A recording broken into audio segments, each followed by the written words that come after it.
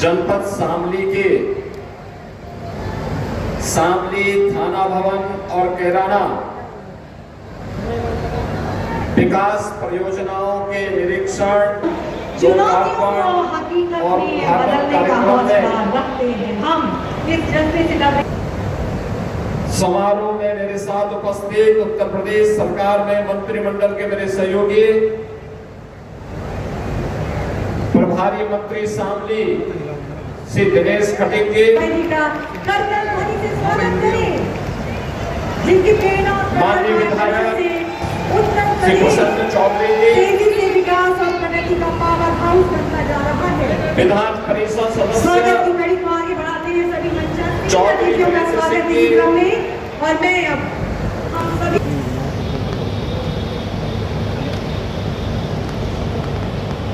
अपनी पौराणिक और ऐतिहासिक परंपरा के लिए जग विख्यात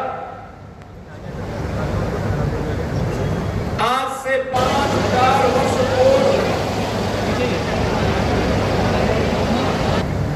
कुरुक्षेत्र के धर्म युद्ध में जाने के पूर्व जिस पावन हनुमान टीला में आकर लीलाधारी श्री कृष्ण ने विश्राम किया था और यहाँ के उस टीले में पवित्र जल को ग्रहण किया।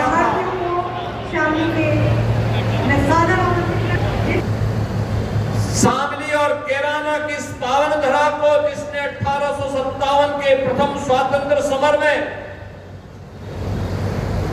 ब्रिटिश हुकूमत की चूनों को हिलाने का काम किया था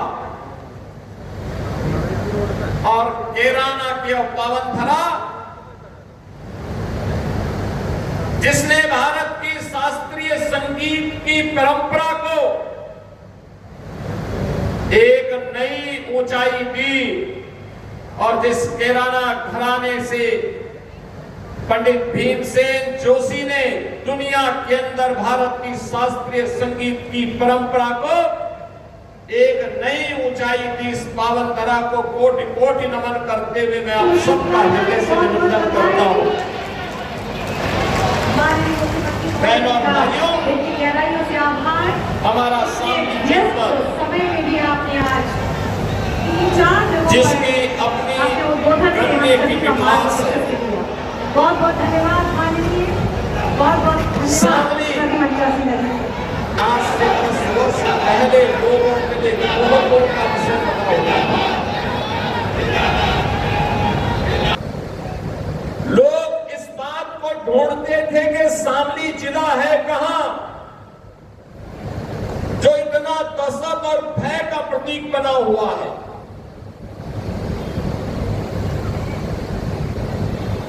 प्लान होता था, सरेआम गुंडागर्दी होती थी, कोई भी सुरक्षित नहीं था। कैराना का प्लान, कांधला का प्लान, एक शरारत के तहत यहां की डेमोग्राफी को बदलने की जो साजिशें हो रही थी, विकास कार्य ठप पड़ा हुआ था। नौजवान हताश और निराश था, अन्नदाता किसान आत्महत्या करने के लिए मजबूर था। बहनें और बेटियां घर से बाहर निकलने में डरती थी। उद्योग धंधे चौपट हो रहे थे। आवागमन के मार्ग पूरी तरह से गड्ढों में तब्दील हो चुके थे। बिजली नहीं आती थी। आज जब मैं कैराना को देखता हूं, शामली को देखता हूं, अंतःकरण से खुशी होती है कि जैसे प्रयागराज की धरती मां गंगा, मां यमुना और मां और सरस्वती की त्रिवेणी के लिए जाना जाता है, ऐसे ही पश्चिमी उत्तर प्रदेश में हमारा शामली जनपद अब दिल्ली देहरादून एक्सप्रेसवे, शामली अंबाला एक्सप्रेसवे और गोरखपुर शामली एक्सप्रेसवे का संगम, त्रिवेणी का संगम बन चुका है एक्सप्रेसवे का। ये इंफ्रास्ट्रक्चर याद करना, यहां की युवा पीढ़ी की ऊर्जा का उपयोग अगर सकारात्मक दिशा में किया गया, आने वाले समय में यह इंफ्रास्ट्रक्चर और सुरक्षा का बेहतर माहौल हमारे शामली को एनसीआर के सबसे धनी और सबसे समृद्ध जनपदों में खड़ा करके रख देगा। याद करिए आज से 10 वर्ष पहले आप बिजली के लिए तरसते थे और आज शामली अपने यहां से 400 केवीए के एक बड़े ट्रांसफार्मर के सब स्टेशन के माध्यम से, विद्युत स्टेशन के माध्यम से पश्चिमी उत्तर प्रदेश में बिजली की आपूर्ति करने का माध्यम बना हुआ है। आज से 10 वर्ष पहले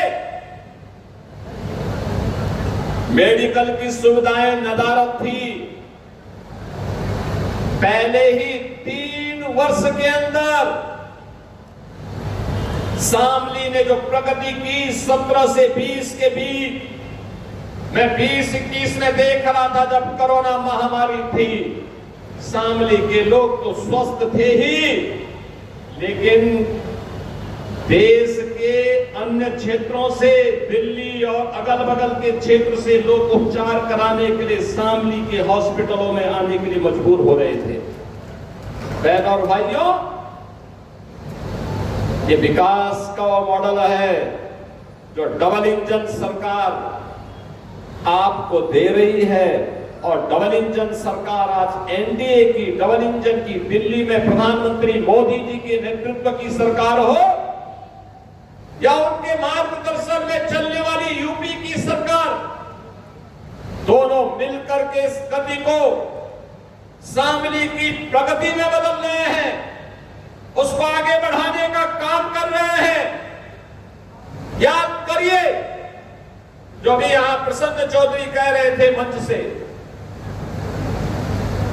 यहां के जनप्रतिनिधि चौधरी जयंत सिंह जी ने भी, चौधरी वीरेंद्र सिंह जी ने भी, मोहित बेनीवाल ने भी, सुरेश राणा जी ने भी, सुरेश राणा तो हमारे गन्ना मंत्री थे, आज जो भी हमारे सामने चीनी मिलों की चलती हुई स्थिति है उसमें जो सुधार है, यह स्वतंत्र भारत के इतिहास में चौधरी चरण सिंह जी के बाद अगर उस चीनी मिलों के पुनरुद्धार का बीड़ा किसी ने उठाया है तो इसी माटी के सपूत से सुरेश राणा ने 2017 में उठाई थी।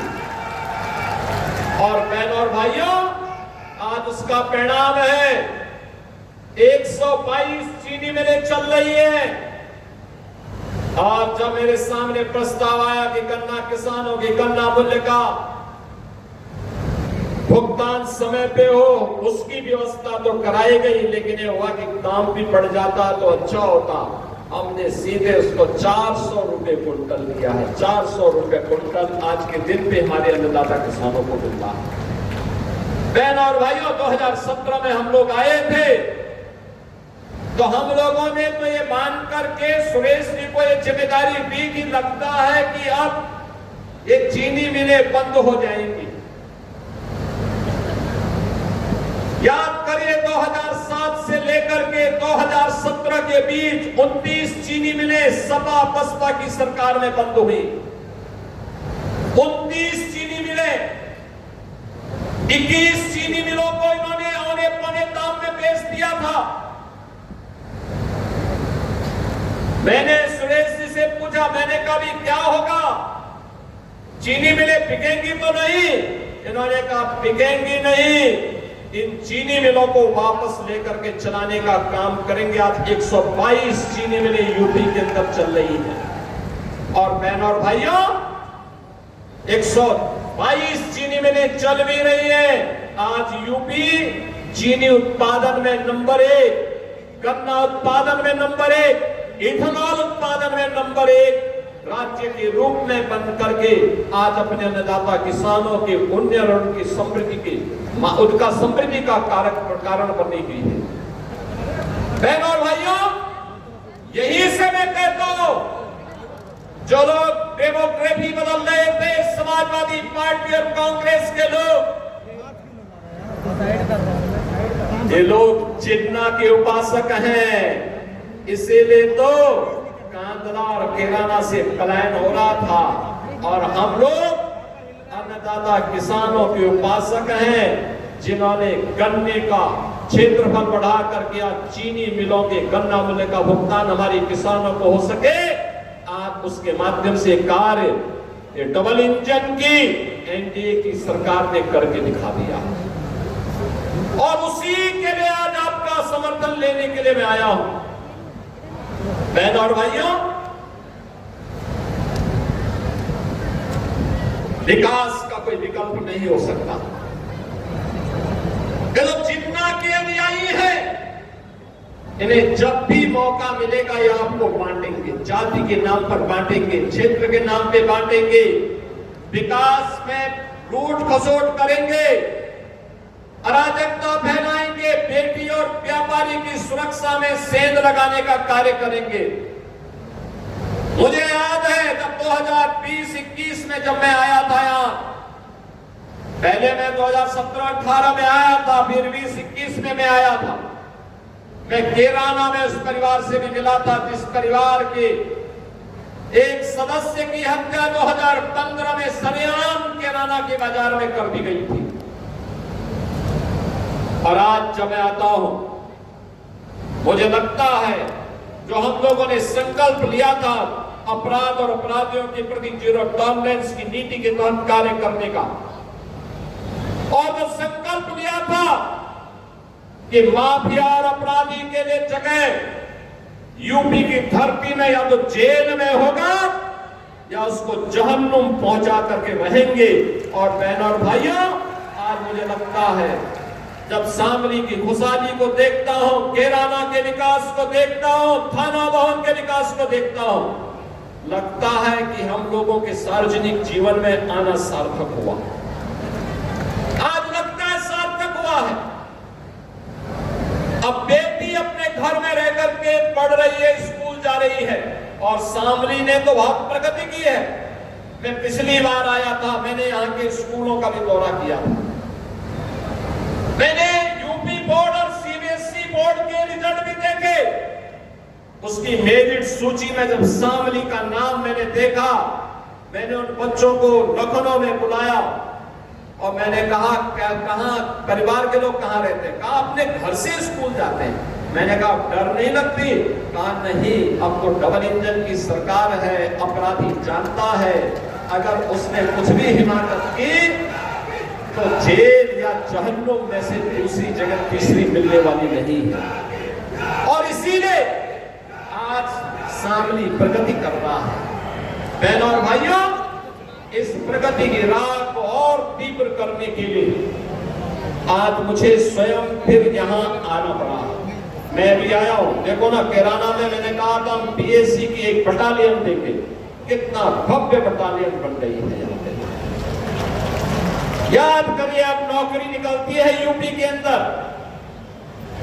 अब नौकरी का वो सिंडिकेट जो कभी सिपाही से चल करके शामली के नौजवानों के नौकरी के अधिकार को छीन लेता था, अब नहीं कर सकता है। अब नियुक्ति पत्र वितरित होते तो शामली का नौजवान भी भर्ती होता है। शामली का नौजवान भी आज नौकरी पाता है, मुजफ्फरनगर का नौजवान नौकरी पाता है।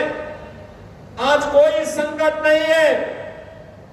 बहनों और भाइयों, एक समय था जो लोग आज आस्था की वकालत करते हुए दिख रहे हैं, ये लोग 2017 के पहले जय श्री राम बोलने पर लाठी मारते थे, गोली चला लेते थे, गोली चलाते थे। कावड़ यात्रा को प्रतिबंधित करते थे, श्री कृष्ण जन्माष्टमी के आयोजन को रोकते थे, रामनवमी की शोभा यात्रा नहीं निकलने देते थे, धार्मिक स्थलों की संपत्ति पर कब्जा करते थे। बहनों और भाइयों, आज मैं कह सकता हूं,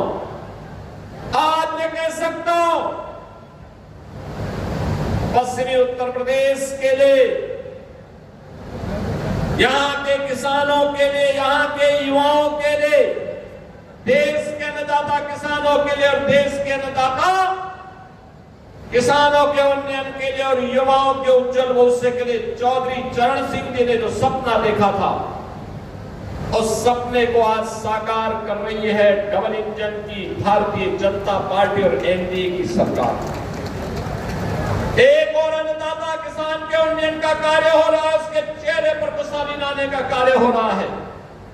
दूसरी ओर नौजवानों के लिए नौकरी और रोजगार की सुविधा है, बहन और बेटी को सुरक्षा भी है, उनके स्वावलंबन के लिए भी योजना है, और हर गरीब को शासन की योजना का लाभ प्रदान करने का कार्य भी हो रहा है। हर व्यापारी को सुरक्षा प्रदान की जा रही है, उनके निवेश को भी और उसको भी सुरक्षा प्रदान करके उसको आगे बढ़ाने का कार्य किया जा रहा है। यही तो डबल इंजन सरकार है। आज कावड़ यात्रा को कोई रोकता नहीं, आज तो शानदार कावड़ यात्रा चल रही है। सुरक्षा सरकार उसके साथ खड़ी है, प्रशासन उनकी सेवा में खड़ी है, उद्यमी व्यापारी और स्वयंसेवी संगठन उनकी सेवा के लिए खड़े रहते हैं। और मैं आज के इस अवसर पर जब कावड़ यात्रा प्रारंभ होने वाली है, मैं सभी कावड़ संघों से विनम्र और अपील करूंगा, बहनों और भाइयों, मैं उनसे अपील करूंगा, याद रखना हम सब श्री राम के वंशज हैं, श्री कृष्ण के अनुयायी हैं और भोले शंकर के भक्त हैं।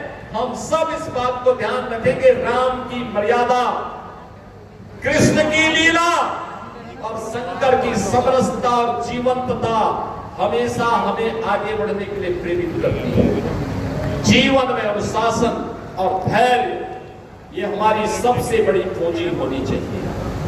छोटी छोटी बातों को लेकर के कहीं हुड़दंगई नहीं होनी चाहिए। याद रखना, ये सभी हुड़दंगई या कहीं कोई गुंडागर्दी होती है, इस प्रकार के दृश्य, कोई अनुशासनहीनता होती है, इस प्रकार के दृश्य, जितने भी विरोधी हैं ये सभी लोग नोट करके रखेंगे और फिर कावड़ यात्रा को पूर्व की भांति प्रतिबंधित करने के लिए लोग एक प्रकार तमाम अन्य जगहों से दबाव बनाने का प्रयास करेंगे। लेकिन मैं कहूंगा, सरकार उनकी सुरक्षा के लिए, उनकी सुविधा के लिए और उनकी भक्ति को साकार करने के लिए हर प्रकार का सहयोग कर रही है। यही तो डबल इंजन सरकार है जो आस्था का सम्मान कर रही है, पुष्प वर्षा करती है। मैं स्वयं कावड़ यात्रा के दौरान आता हूं पुष्प वर्षा करने के लिए। लेकिन बहनों और भाइयों, हम लोगों को उस मर्यादा को समझना होगा जो इस यात्रा की, कावड़ यात्रा की गरिमा को बढ़ाएगा, कावड़ यात्रियों के साथ लोगों के उस प्रगाढ़ प्रेम को व्यक्त करने का एक माध्यम बनेगा। इसलिए अगर कोई गलत व्यक्ति हमारे बीच में आकर के उपद्रव करने का प्रयास करता है, उड़दंगई करने का प्रयास करता है, पहले ही ऐसे व्यक्ति को कान पकड़ करके बाहर कर देने की आवश्यकता है और कह देने की आवश्यकता है कि अनुशासनहीनता हम नहीं स्वीकार करेंगे।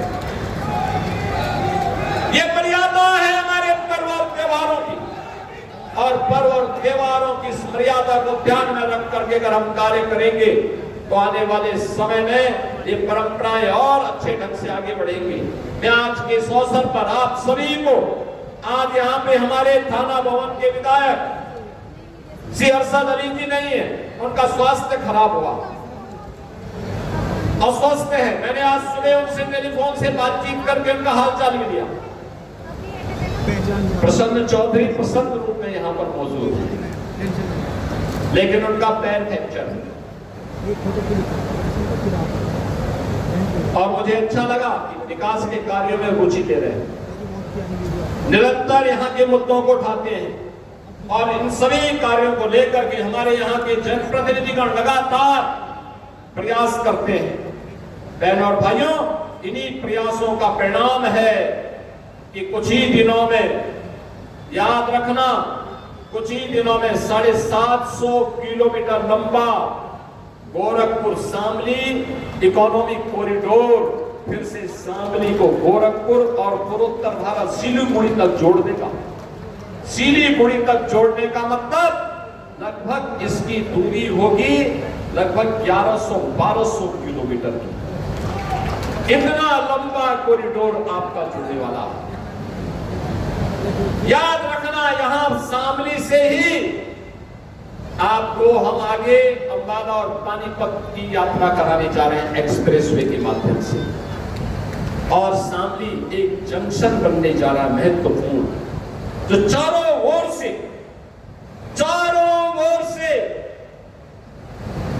जो एक्सप्रेस हाईवे के महत्वपूर्ण पड़ाव का केंद्र होगा।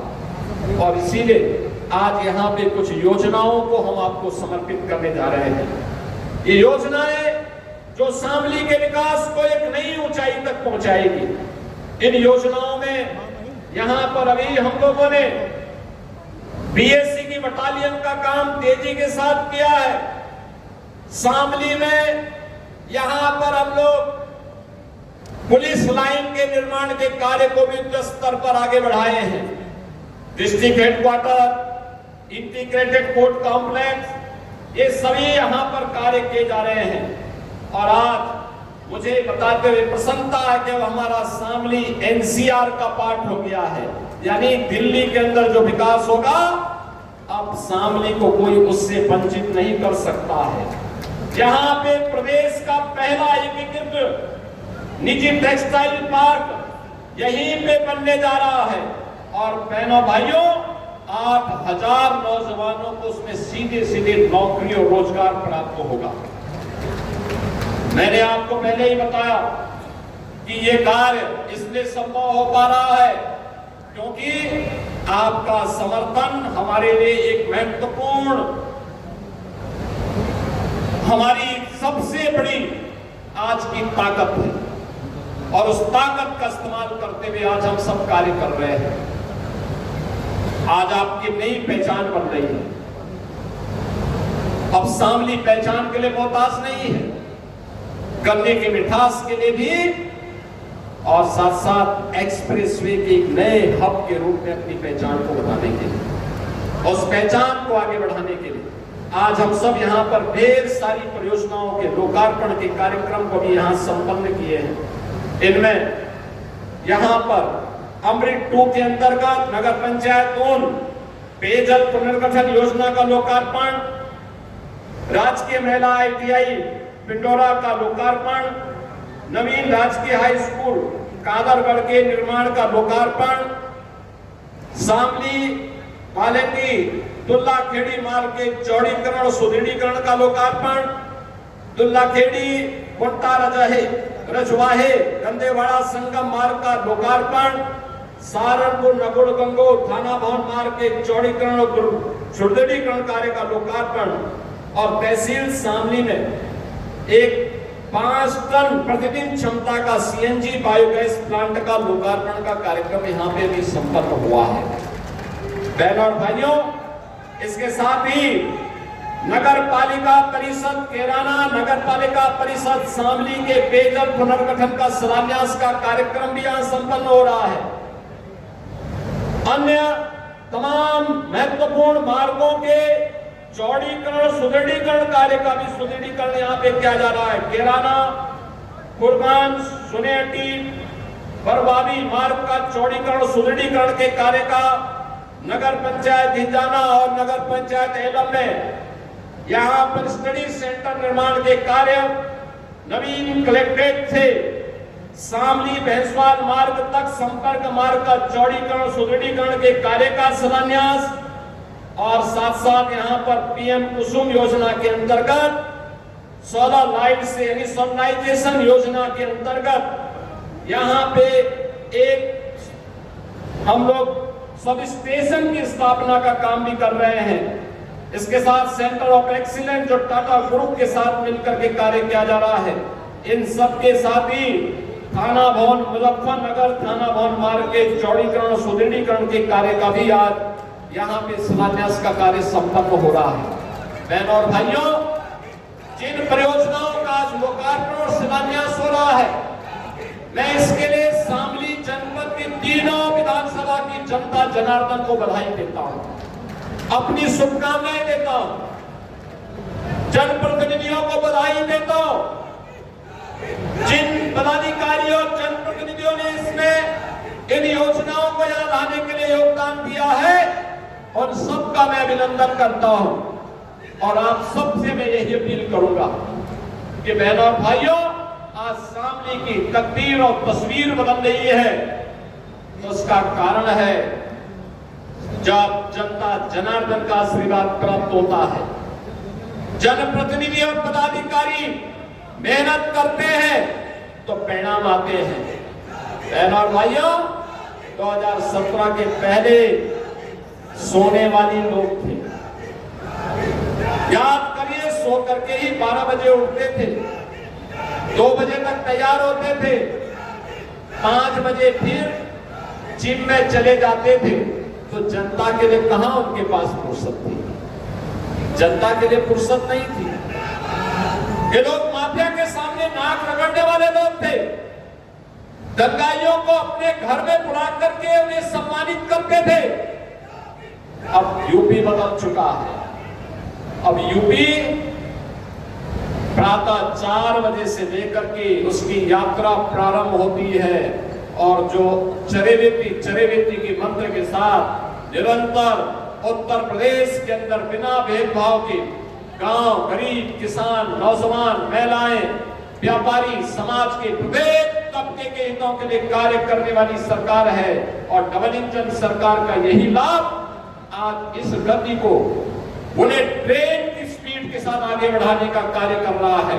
मैं आज के इस अवसर पर आप सभी को इन सैकड़ों करोड़ की परियोजनाओं के लिए हृदय से बधाई देता हूं, अपनी शुभकामनाएं देता हूं और आप सबसे अपील करूंगा कि सुरक्षा और सुशासन के लिए डबल इंजन की एनडीए की सरकार के साथ आपका आशीर्वाद निरंतर प्राप्त होना चाहिए। आप सबके प्रति मेरी मंगलमय शुभकामनाएं हैं। धन्यवाद। जय हिंद, जय जय श्री राम। बहुत बहुत धन्यवाद माननीय मुख्यमंत्री महोदय, आपके ऊर्जामयी और प्रेरणादायी उद्बोधन के लिए।